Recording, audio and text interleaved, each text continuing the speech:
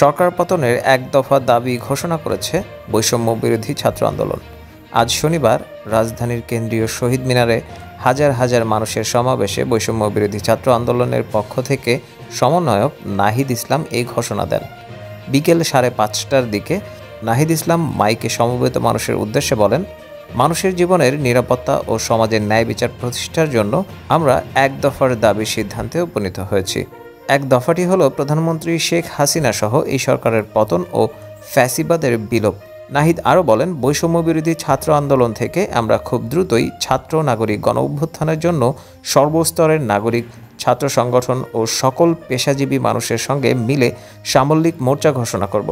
সবার সঙ্গে আলোচনার মাধ্যমে ভবিষ্যৎ বাংলাদেশের জাতীয় রূপরেখা আমরা সবার সামনে হাজির করব।